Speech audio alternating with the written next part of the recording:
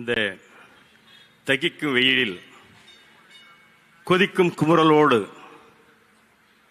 தங்களுடைய கோபங்களை எல்லாம் கொட்டி தீர்த்து கொண்டிருக்கின்ற நாம் தமிழ் கட்சியினுடைய அடலேர்களே, தம்பி தங்கைகளே, தாய் தமிழ் உறவுகளே, எழுச்சி உரை கண்டன உரையாற்ற இருக்கின்ற தமிழகத்தினுடைய எதிர்கால நம்பிக்கை, இளைஞர்களுடைய எதிர்காலம், அன்பு சகோதரர் செந்தமிழ் சீமான் உள்ளிட்ட தாய் தமிழ் உறவுகள் உங்கள் அத்தனை பேருக்கும் நெஞ்சார்ந்த புரட்சிகர வாழ்த்துக்களையும் வணக்கத்தையும் தெரிவித்துக் கொள்கிறேன்.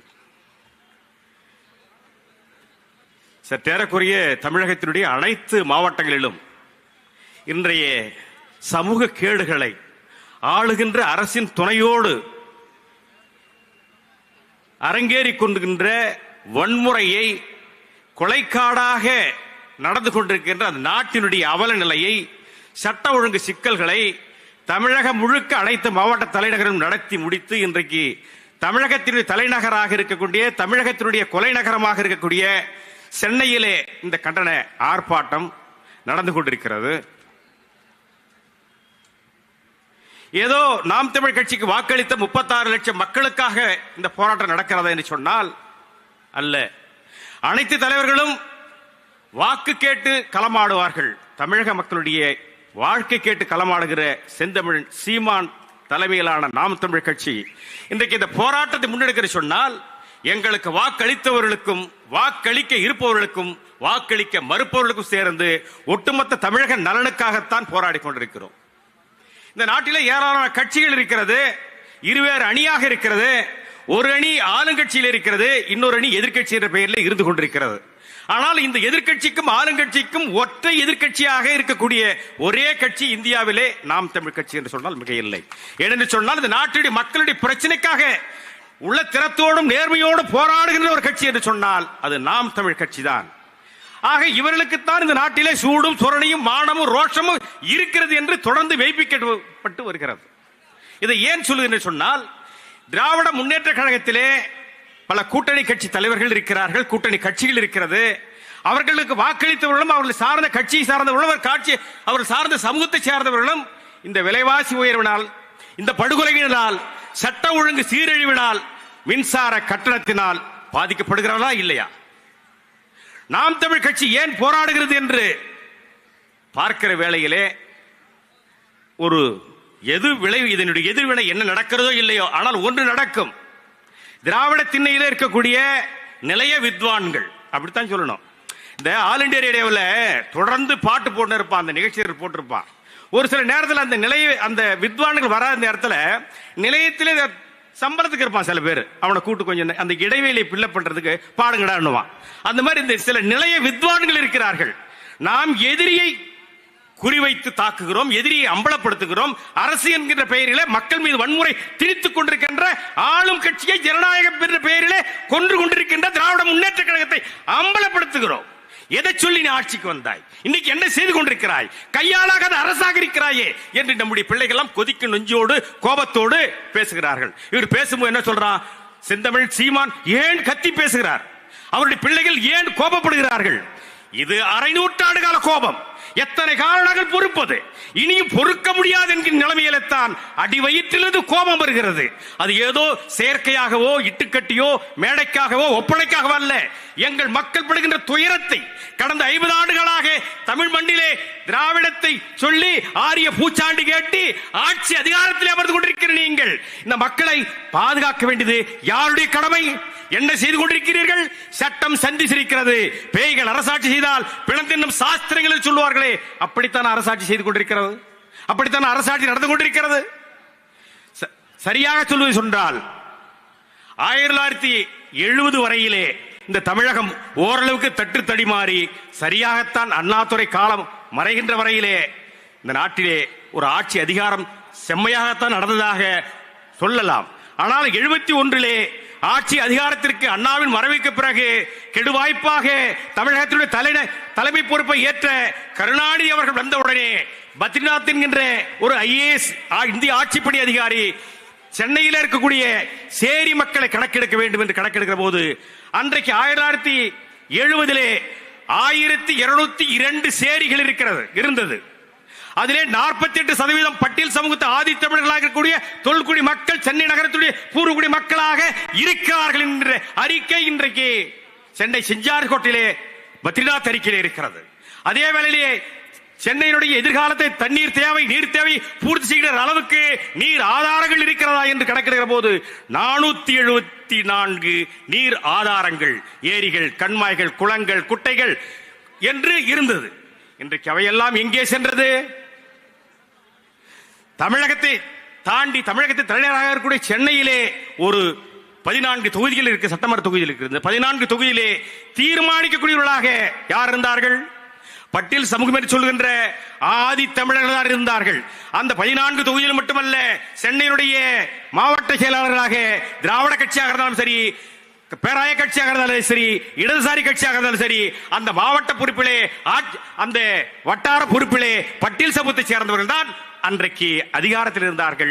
கட்சி பிரதிநிதி இருந்தார்கள், மாவட்ட பொருளாளர் இருந்தார்கள், செயலாளர் இருந்தார்கள். அவர்களை தாண்டி இங்கே அணுவும் அசைக்க முடியாது, அவர்களை தாண்டி வாக்கு சேகரிக்க முடியாது என்கிற நிலைமை வருகிற போதுதான் இதை பிரித்தாலும் சூழ்ச்சியிலே இவர்களை இந்த மண்ணிலிருந்து அந்நியப்படுத்த வேண்டும், அவர் அனிகிலேஷன் என்று சொல்வார்களே அப்படி அந்நியப்படுத்த வேண்டும் என்கிற ஒரு குயுக்தியான கருணாநிதியுடைய சிறு மூளையினால் கிரிமினல் மூளை ஒரு திட்டத்தை முன்வைத்தது. அதுதான் தமிழ்நாடு குடிசை மாற்று வாரியம். தமிழ்நாடு குடிசை மாற்று வாரியம் என்று சொன்னால் குடிசையிலே இருப்பவர்களை மாடியிலே அமர்த்துவது என்று சொன்னார்கள். ஆனால் அன்றைக்கு அண்ணி சத்தியவாணி முத்தவர்கள் கண்ணீரோடும் கம்பளையோடும் எங்கள் மக்களை நீங்கள் வெளியேற்றுவதற்காக திட்டப்படுகின்ற சதி திட்டம். கருணாநிதி அவர்களே, ஒரு நிமிடமும் உங்கள் ஆட்சியை நாங்கள் ஏற்றுக்கொள்ள முடியாது. உங்களை ஆட்சி அதிகாரத்தில் அமர்த்துவதற்கு திராவிட கட்சியிலே இந்த மண்ணிலே அங்கீகரித்ததற்கு எங்களுக்கு நீங்கள் தருகின்ற பரிசு இது என்று சொன்னால் உங்களை இந்த மக்கள் தூக்கி எறிகிற காலம் வெகு தொலைவிலே இல்லை என்று சொல்லி அன்றைக்கு அந்த கட்சியிலிருந்து வெளியேறி வந்தார்கள். ஆனால் அந்த திட்டம் கருணாநிதி வகுத்து வைத்த திட்டத்தின் தொடர்ச்சியாகத்தான் இன்றைக்கு ஆட்சி பொறுப்பை ஏற்றுக்கொண்டிருக்கின்ற ஸ்டாலின் அரசு நடந்து கொண்டிருக்க சொன்னால் மிக இல்லை. சட்ட ஒழுங்கு சந்தி சிரிக்கிறது. திராவிட முன்னேற்ற கழகம் ஆட்சி வருகிற போதெல்லாம் சட்டம் ஒழுங்கு என்பது கேள்விக்குள்ளாகும். நீதித்துறையும் காவல்துறையும் கருணாநிதியுடைய கட்சியை சேர்ந்தவருடைய மாவட்ட செயலருடைய கரங்களிடத்தான் அது சட்டமாக இருக்கும், நடைமுறைப்படுத்துவதாக இருக்கும். அதற்கு நான் ஒரு சில உதாரணங்களை சொல்ல விரும்புகிறேன். உதாரணமாக சொல்ல வேண்டும் சொன்னால் 1997 திராவிட முன்னேற்ற கழகத்தை சேர்ந்த மேலவளவிலே மதுரை மேலவளவு சேர்ந்த முருகேசன் திராவிட முன்னேற்ற கழகத்தின் சார்பாக தேர்ந்தெடுக்கப்பட்டு ஊராட்சி மன்ற தலைவராக தேர்ந்தெடுக்கப்பட்டு அதிகாரத்தில் அமர முடியாத ஒரு சூழ்நிலை வரும்போது அந்த திராவிட முன்னேற்ற கழகத்தை சேர்ந்த மேலவரும் முருகேசனை நானும் இன்றைக்கு அந்த அணியிலே இருக்கக்கூடிய நம்முடைய மதிப்பிற்குரிய சகோதரர் திருமாவளவன், சந்திரபோஸ் உள்ளிட்ட சாதி ஒழிப்பு ஐக்கிய தலைவர்கள் கருணாநிதி அவர்களை ஜூன் திங்கள் 25ஆம் தேதி நேரிலே சந்தித்து உங்கள் கட்சியை சார்ந்தவன் இன்னைக்கு ஆட்சி அதிகாரத்தில் அமர முடியவில்லை, உள்ளாட்சியிலே அமர முடியவில்லை, அவனை அமருவதற்கு பாதுகாப்பு தாருங்கள் என்று மேலவளம் முருகேசன் கொடுத்த மனுவை கொண்டு வந்திருக்கிறோம் என்று நாங்கள் கொடுத்தோம். ஆனால் விளைவு என்ன நடந்தது? ஒரு சட்டத்தை பாதுகாக்கின்ற பொறுப்பில் இருக்கின்ற கருணாநிதி அவர்கள் என்ன செய்திருக்க வேண்டும்? அடுத்த ஒரு வாரத்திலே மேலவளம் முருகேசனும் அவருடைய தோழர்களும் 7 பேரும் படுகொலை செய்யப்படுகிறார்கள். எங்களுக்கு ஆத்திரம் வருகிறது. தமிழகம் முழுக்க அதற்கு எதிர்வினை ஆற்றுவதற்காக இளைஞர்கள் வீதிக்கு வருகிறார்கள். வீதிக்கு வந்து போராடுகிற போது ஆயிரம் இளைஞர்கள் மீது, பட்டியல் சமூக இளைஞர்கள் மீது வழக்குகள் போட்டீர்கள், அடித்து நொறுக்கினீர்கள், சிறைப்படுத்தினீர்கள்.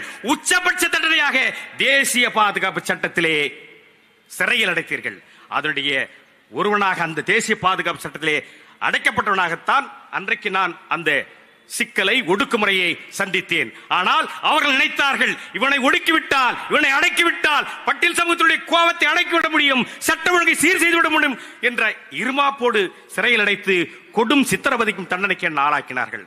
அன்றைய ஒடுக்குமுறைதான் இன்றைக்கு பல கட்சிகளை தாண்டி, பல அரசியலை தாண்டி நாம் தமிழ் கட்சி என்கின்ற செந்தமிழ் சீமான் தலைமையிலான தமிழ் தேசிய அரசியலை முன்வைத்து நமக்கான அரசியல் களம் என்பது எங்களுக்கான கோரிக்கை எடுத்து பேசுகிறவன் எங்கள் குரலாக குரலாக ஒலிக்கின்ற செந்தமிழ் சீமானுடைய தலைமையில் தான் இந்த தமிழக அரசியலை வென்றெடுக்க முடியும் என்கிற புரிதலின் அடிப்படையில் தான் இன்றைக்கு பட்டியலின இளைஞர்கள் எல்லாம் அணி அணியாக சாதி மதங்களை கடந்து அணியமாகி கொண்டிருக்கிறார்கள். அதன் தொடர்ச்சி அன்றோடு முடிந்ததா? என்றைக்கெல்லாம் பட்டியல் சமூகத்தை சேர்ந்த தலைவர்கள் அணியமாகிறார்களோ, அரசியலாகிறார்களோ, அமைப்பாகிறோ அன்றைக்கெல்லாம் அவர்களை ஒடுக்குவதற்காக திட்டமிட்டு திராவிட கழகங்கள், திராவிட கட்சிகள் இந்த மண்ணிலே அரசியலை விதைத்துக் கொண்டிருக்கிறது. அதனுடைய அதனுடைய சான்றுகள் பலவற்றை நான் சொல்ல முடியும், நேரம் கருதி ஒன்று சம்பவங்களை மட்டும் சொல்லும். மணல்மேடு சங்கர் என்பவன் அன்றைக்கு போராடி கொண்டிருந்தான். அவனை என்கவுண்டர் செய்யக்கூடாது என்று மோதல் படுகொலை போலி படுகொலை செய்யக்கூடாது என்பதற்காக சென்னையில் இருக்கக்கூடிய பட்டியலின சமூக தலைவர்கள் எல்லாம் சென்று கருணாநிதி அவரை சந்தித்து நாங்கள் அறிவற்றவர்களாக மனு கொடுத்தோம். ஆனால் அடுத்த சில நாட்களில் அவன் கொல்லப்படுகிறான். ஆக பட்டியல் சமூகத்தை சேர்ந்த இளைஞர்கள் அல்லது தமிழ் தேசியத்தை சேர்ந்த இளைஞர்கள் தமிழக மக்களுடைய நலனுக்காக போராடுகள் என்று சொன்னால் அவனை குற்றவாளி என்று சொல்வாய், கிரிமினல் என்று சொல்வாய், ரவுடி என்று சொல்வாய், அடாவடிக்காரன் என்று சொல்வாய்.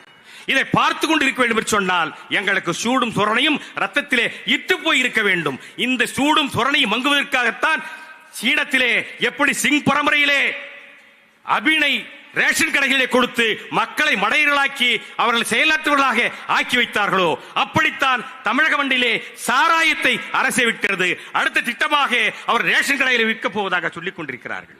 எத்தனை பெரிய அயோக்கியத்தனத்தை விதைத்துக் கொண்டிருக்கிறார்கள். இந்த மக்கள் இன்னும் நம்பிக்கொண்டிருப்பதாக நீங்கள் நினைத்துக் கொண்டிருக்கிறீர்கள். எண்ணிக்கொள்ளுங்கள், உங்கள் நாட்கள் எண்ணப்பட்டுக் கொண்டிருக்கிறது.